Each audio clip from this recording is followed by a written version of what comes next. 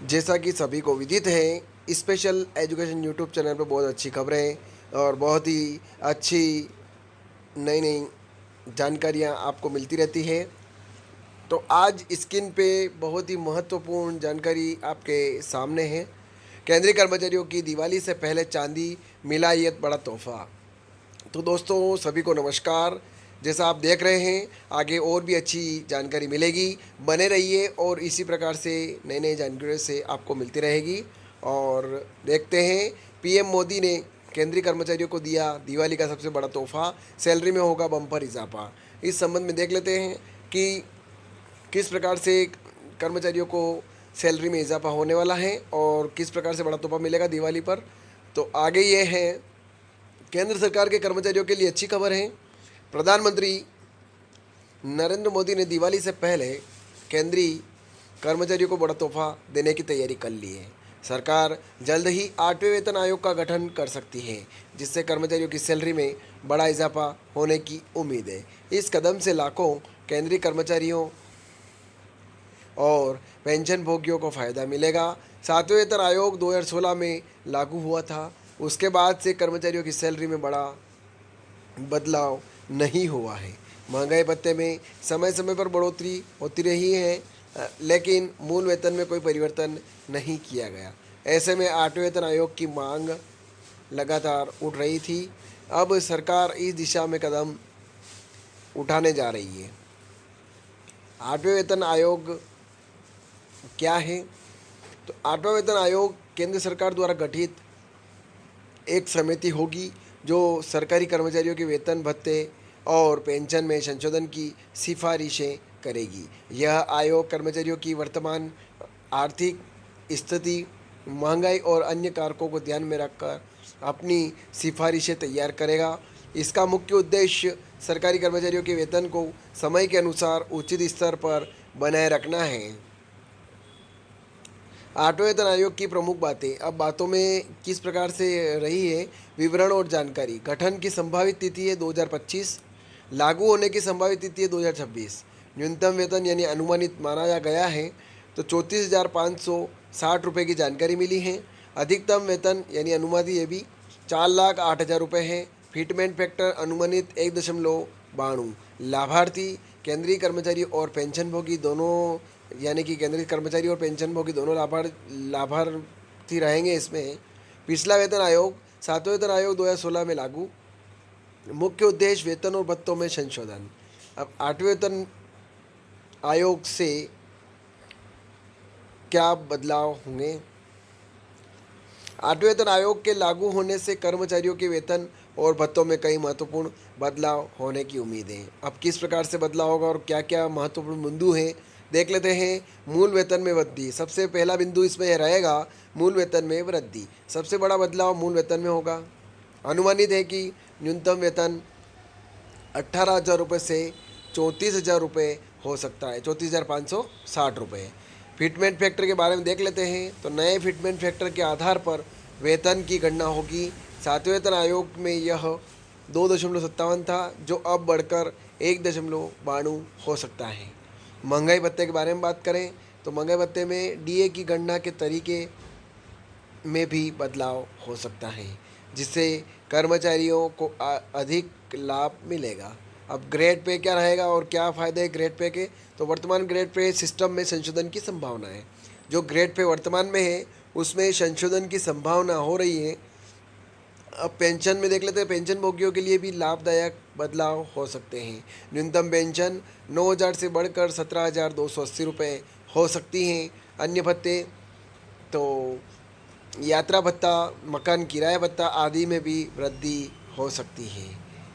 8वें वेतन आयोग की ज़रूरत क्यों? 8वें वेतन आयोग की आवश्यकता कई कारणों से महसूस की जा सकती है, की जा रही है।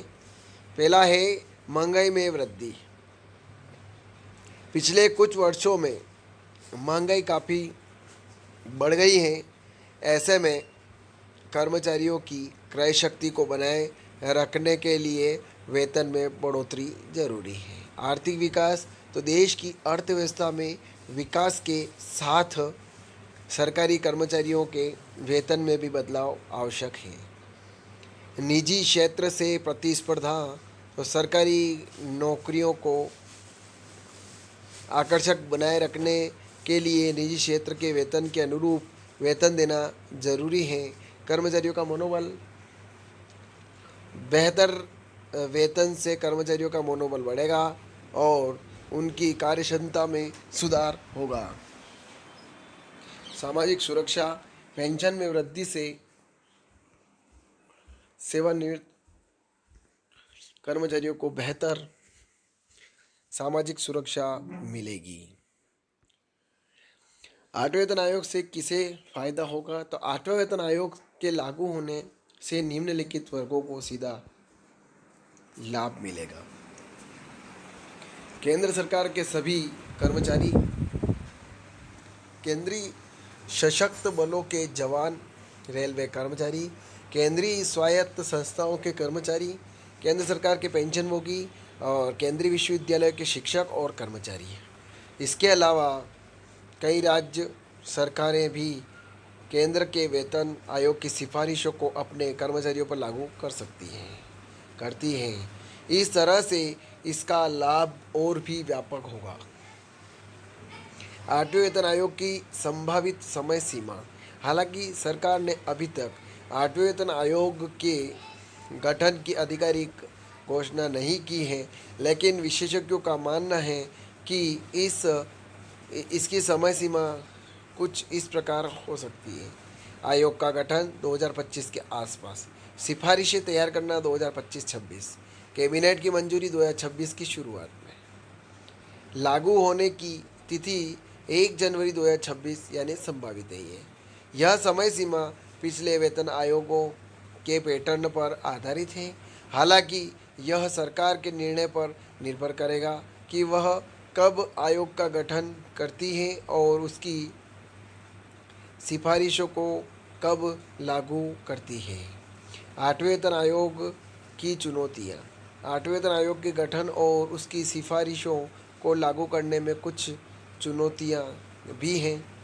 नंबर 1 है वित्तीय बोझ। वेतन में बड़ी वृद्धि से सरकार पर वित्तीय बोझ बढ़ेगा।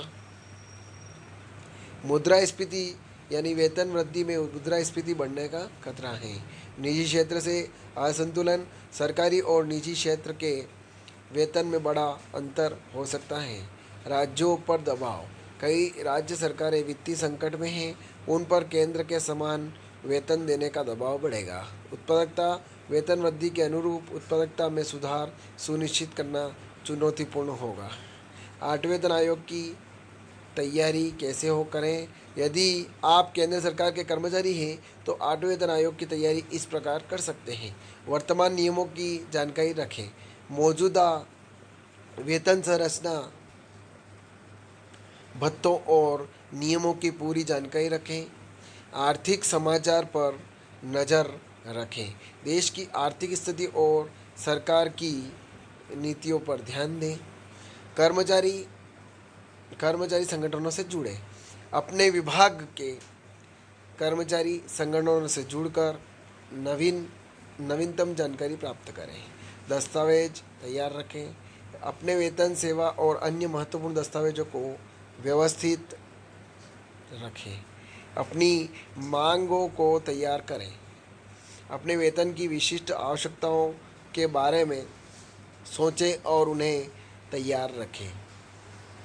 प्रशिक्षण और कौशल विकास।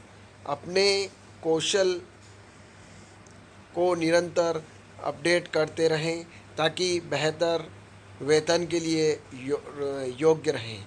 तो इस प्रकार से पूरी खबर थी कि आपने सभी बिंदु के ऊपर की तैयारी किस प्रकार से आठवें वेतन की, और भी बहुत सारे बिंदु थे। चुनौतियाँ, किस प्रकार की चुनौतियाँ रहेगी आठवें वेतन आयोग पर और किसे लाभ होगा, इसकी संभावित समय सीमा क्या है, सभी आठवें वेतन आयोग के ऊपर चर्चा की गई है इसमें कि किसको फ़ायदा होगा इससे और इसमें क्या सब हो सकता है, क्या ज़रूरी आठवें वेतन आयोग की ज़रूरत क्यों है, ये भी इसमें बताया गया है। तो ये खबर थी, ज़्यादा से ज़्यादा शेयर करें। और कब तक संभावित तिथि इसमें बताई गई है, कब तक ये लागू हो सकता है, तो सभी इसमें जानकारी दी गई है आपको पूरी। ज़्यादा से ज़्यादा शेयर करें, लाइक करें, कमेंट करें आपको खबर कैसी लगी। और आप मेरे चैनल पर नए हैं यानी स्पेशल एजुकेशन यूट्यूब चैनल पर पहली बार आए हैं, विजिट कर रहे हैं, चैनल को सब्सक्राइब जरूर करें, बेल आइकन को प्रेस करें ताकि आने वाले वीडियो की नोटिफिकेशन आप तक जल्दी जल्द पहुंच जाए और इस प्रकार से नई नई खुशखबरियां आप तक जल्दी जल्द पहुंच जाए। जय हिंद, जय भारत।